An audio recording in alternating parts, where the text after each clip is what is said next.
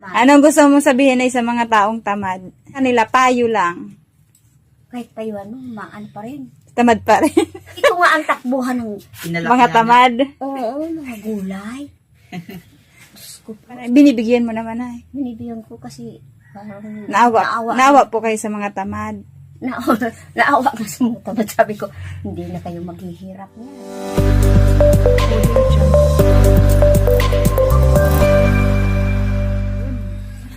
Daming ano, sili. Kaya na na. Sili eh. Tao po! May ayam kaya dyan. Tao po! Ayan na naman ang aso. Saradit. Anong sadit? Pag nakagat ka kaan, malanit. Tao po! Yan si Nanay Magdalena. Ayam. May ayam po!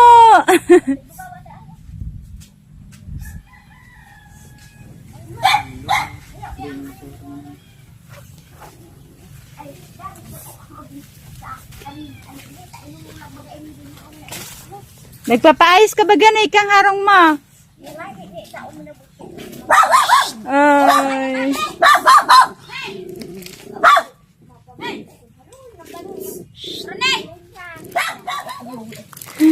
Ayan, huli ulit natin na bisita mga kasimple si Nanay. Ba't sino nag-iba na yun ang bahay mo? Nagpapaayos. Kuya, kaya ito, nagtuturo na yun, sabi ko. Bago na yung bubong ni Nanay Magdalena. Kamusta, Nay? Ito na nga ni, nagmamahirap. Papakahirap pa din. Pasalamat nga na ko umuli mo pa magkukuhalin mo umuli. Umuwi po dito ngayon. Dapat kaya pinaayos tong bahay mo. Sabi, Sa wakas. kawawa naman kasi tiyak ko. Tinutuluan ang bahay. Nay, may dala kami, pasalubong namin sa iyo. May gatas dyan. Ano ka po? Bigas. Bigas ba yan? Opo. Salamat na lang. Kamusta ka? Nga, kanina tugod ko nga ni Napagkamote. Bakit? Naano din yung isa mong paa? Ano bagara yung maine? Ayun dati baga ini. Oo. Tapos ayan naman isa ngayon. Pero nakapaglakad ka pa naman po. Nagtugkod. Ayan po si Nanay Magdalena. Ilang taon ka na nga, Nanay? 16 ako. 60. Dahil sa sobrang pag-ano mo dyan sa taniman mo, parang nasa 70 plus ka na. Kaya, umiyak ka mo ng batag dyan. Ayan, may batag. Okay lang, Nay. Yung kalibo. Buwan. Kamusta po yung Pasko mo? New Year? Nag-ano man kami, nagluto-luto man ako. Sino pong kasama mo dito? Yung mga nag-uruli. Saan na sila? Umalis na. Tapos na po ba itong bahay? Hindi pa nga kasi kulang yung budget. Hindi pa. Lupa pa rin sa loob. Ano to, Nay? Magiging kwarto mo? Iyo. Lupa. May hinog pa dyan ating kalibo? Gabing ano ni Nanay. Okay lang, Nay. Wala man lang. Ngayon di ka na matutuluan, Nay, na. Pero hindi pa rin kami Hindi pa. dito. Di pa Kasi tapos. walang pinto. Ganda ng pagkagawa, Mga ano yan? Di yan nagigiba ng bagyo. Ang sarili kong kahoy yan. Langka, ganyan. Tapos yung santol ba? Langka pala yan. Langka. Kahoy ng langka. Santol. Pwede pala yan, ano? Okay yan. Mas matibay talaga. Matibay ang. Ang dami kasing langka dito ni Nanay, Ayun ang langka, Sipag ako kasipag. Ayan. Tulad niyan. Di ba, Nay? Basta masipag ka lang, marami kang pwedeng, magamit sa mga pinaghirapan mo.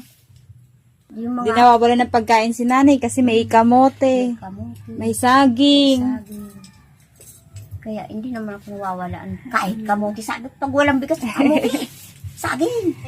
Mabubuhay ka din naman sa kahit saging lang. Oo. Kamote. Ang mahirap yung tamad ka na, wala ka na makain. Ano pa? Matay ka talaga. Mamamatay ka sa gutom. Dahil tamad ka. Oo. Gusto mo magsaing, wala kang Anong gusto mong sabihin ay sa mga taong tamad?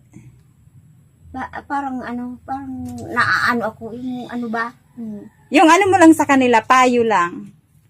Kahit tayo maano pa rin. Tamad pa rin. Dito nga ang takbuhan ng, Mga tamad. oo, mga gulay.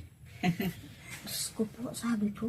Sa'yo pa po nanghihingi ng gulay, di man lang nagbabayad. Kasi, di ba alam naman nilang PWD po kayo, tapos Hindi, pinaghihirapan mo din yun. Ay, binibigyan mo naman ay. binibigyan ko kasi parang Naawa po kayo sa mga tamad. naawa ka sa mga tamad. Sabi ko, hindi na kayo maghihirap niya. Sige, kumuha kayo dyan. Parang, ano ba? Sabi ko, pasalamat nga ako dahil umuwi yung mga pamangkin, yung pamangkin ko. Tulungan po kayo. Oo. Kung hindi umuwi, wala nga kami maglula.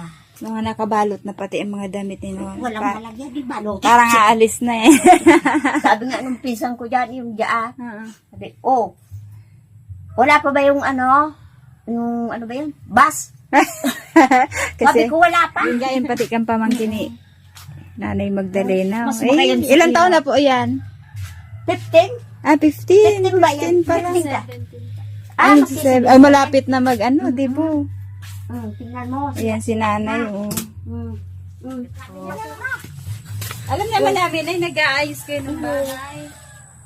Sabi ko, hindi mo, wala. Kung magpasok pa yan, wala na. Mag-ano na lang. Ay, hindi nyo na po nasikasin mga kanina. Hindi ko na naasikaso niyo dahil sabi ko kung iyan asikasin siya, hindi, sabi ko naman sa apo ko, pag ako kapalitan ko na yun. Sa tingin mo, kaya mo pa ba? Kaya mo pa po dyan magtanim ng mga kamote?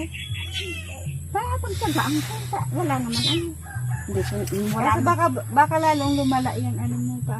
Naggagamot po kaya? binila din ako ng pero parang naaano ako sa marami kong iniisip. Ano po ba yung mga iniisip mo, Nay? Baka pwede natin bawasan. Yung bagay, yung sabi po? ko, paano ko daw matanim ng ganyan. Hindi. Sabi ko, paano ko daw ito Ang mahalaga, Nanay, nabisita po kayo dito ng mga pamangkin niya. Sabi sa akin, kawawa naman Ika yung tiya ko. Tingnan mo naman, tinutuluan. Pinagtsatsagaan na lang. Maraming salamat po sa mga pamangkin ni Nanay na nagmagandang loob po na mapaayos yung bahay niya na tinutuluan na. Mauubos din dito yung ni Nanay Langka, Pinagpuputol na. Yan. Ginamit na haligi sa bahay. Haligi. Sabi ko, Maganda pala yan, dami naman. oo nga. Sabi ko, Pwede ulit magtanim ulit. Si Nanay napakasipag talaga nito. Tingnan kung gaano kalawak yung taniman niya. Siya lang mag-isa. ko kasi alam kung pupunta kayo rito. Takon alam ko, Okay lang, Nay. Okay lang, Nay. nakapag-ipon ako ng kamuti. Kaya naman sa inyo. Okay lang yung magaya si Nanay. Hindi, wala man lang akong ipapalit ba sa pasalubong nyo. Ay, sus! Para po talaga sa inyo yun, Nay. Kasi nakita namin yung hirap ng buhay mo dito. Kulang pa nga dapat yan eh. Hayaan mo kapag magkaroon kami ng sahod na malaki. Malaki din ang bibigay namin sa'yo. Ayan mga kasimple, para makatulong din po tayo kay Nanay. Pandagdag po sa pambili niya ng gamot. Ayan, pagkain niya. Ayan, bibilin po natin yung ilan sa mga saging ni Nanay na tanim niya dito. Ito nga po. Ibahin. Isay, ara mo pag matagas na o dae pa? Ha? Malungkot paan! Yan mga beso. Diyan tagod kang kamote. Ay, sabi ko, nakakahiya naman. Tingnan ang basura. Hindi Okay lang yan. Naiintindihan po namin kayo kasi alam namin na yung kung gaano kahirap yung kalagayan mo dito. Yun nga, sabi ko, paano ba? Paano kung wala pong isang pamangkin mo, kayo lang mag-isa? Oo nga eh. Mahirap din. Kung wala yung pamangkin kong umuwi, wala. Pero wag mo din, Nanay, abusuhin yung katawan mo porque malakas pa po kayo. Hindi, ibig kasi sabihin. Gusto ko yung yung pagkailangan ng tiyan ko. At hindi ako lalapit sa mga, Sa ibang tao. alam ko naman ang mga ugali. Ganyan. Pag Gusto mo talaga yung sarili para wala kang marinig sasabihin ng iba. yun nga ika, konting kibot. Hihingi. Hihingi. Ganun. Ayaw mo Buti nun. buti kong ipaan sa akin. Ay kung hindi, pag kukwenta ako sa mga tao, ganyan. Yan ika. Advance na po yung pag-iisip nyo. In advance ko. In advance mo na. Mm-mm. Kasi ayaw ni nanay na may naririnig sa iba kaya sariling sikap niya po para may makain po siya. So, ito pong ang pagkain po ni nanay, yung pang araw-araw niya po, kinukuha niya din po dito sa kanyang mga tanim dito. Ayan, napakalawak po ng taniman ni nanay. Oh. Ito, kamutihan. Oh. May sagingan, kamuting kahoy. Talagang napakasipag ni nanay Magdalena. Hindi siya magugutom. Sabi ko, pag ako nakataano din, magtsatsaga naman ang magtsatsaga rin. Ay! Hindi ka nakita. Baksa! Meron nakarinig mo. Eh, si Bicolanos vlog mga kasimple, oh. Nagputol ng saging. Ha? Hinog na?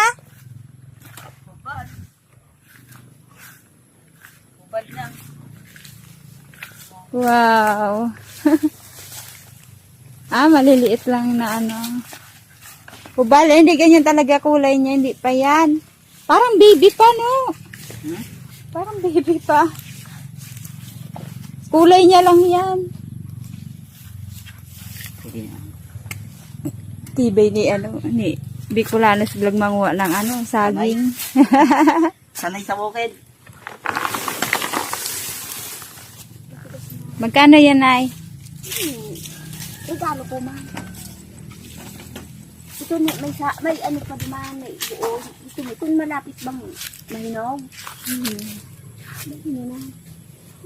Yan.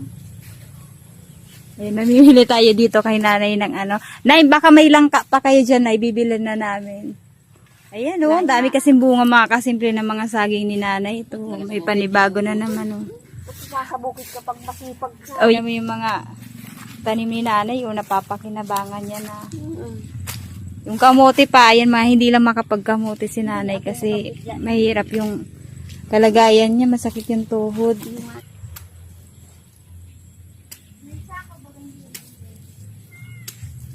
Kakuya mo Ba't po ba yan tinawag na senyorita, Nay? maputi daw. Maputi? Mm-mm. Kulay green kaya? Sarabi na. Dahil kaya pala siya tinawag na senyorita kasi maputi. Wala ba na na senyorito? Ano itsura ng senyorito? Hindi pa ako nakaano sigurito. Ay, hindi pa po kayo nakakahanap na saging na senyorito. So, ayan mga kasimple, nakabili po kami kay nanay ng ayan. Magkano ba yun, Nay? Magkano? Ibigay niyo yung kaawa na. Hindi, ito para may pambili po ng ng gamot si nanay. Kasi lagi daw po ninanakaw dito yung mga pananim niya pa. Ngayon po, bibili na lang namin para magkapera siya. Yan na yan. Wala na. Pambili mo na din ng gamot. Sa bigas. Ayan, naibidala po tayong bigas kay nanay. Ay, 5 kilong bigas at meron din po tayong dinalang konting grocery. Yan, sana makatulong din po yun sa iyo, Nay. Salamat. Dumating yung grasya. Grasya. Nabigyan. Pambiling gamot. Ba't magkano po ba yung gamot mo, Nay? Di ko lang tinanong yung yung pamangkin ko kung magkano ang bili. Bago po umalis, binilan po kayo ng gamot. Mm-mm. Yan ngayon may iniinom po kayo. Mayroon pa Sabi, ang payat na ng paa ni nanay, oh. Pero mas maliit itong isa, oh. Iyo. Grabe. Tapos, hinayoma Ilang pa. taon ka nga na nagka-polio? Ano daw? Baby ka pa nun. Mm-mm. Lumiit masyado nun, na? Lumiit nga eh. Sobrang liit, oh. Grabe, napakaliit. Tapos nagkarayoma pa. Mabuti nga, hindi na Baka masyado. dala na yan, Nay, dahil sa kasipagan mo po dito sa taniman mo, na? Para nga. Basta ayan lang, Nay, lagi lang po kayo mag-iingat dito. Ayan, palakas po kayo, na? Para marami pa po kayong maitanim na Oo. gusto mong itanim dito sa taniman. Oo, sabi ko nga pag kami nakatapos-tapos ng makapaglinis, ganyan. Sabi ko mag-uumpisa na naman ako magdadamo, ganyan. Kaya ngayon, pahinga lang muna kayo, Nay. So, ayun lang mga kasimple, maraming salamat po sa lahat po na sumusubaybay sa aking programang Simply Cat at sa lahat po na nag-follow. Ayan, 7K followers na po tayo. Maraming salamat po. At sa hindi pa po nakapag-subscribe sa aming YouTube channel, ay paki-subscribe na po mga kasimple. Ayan, Simply Cat YouTube channel. Ayan, maraming salamat po and God bless.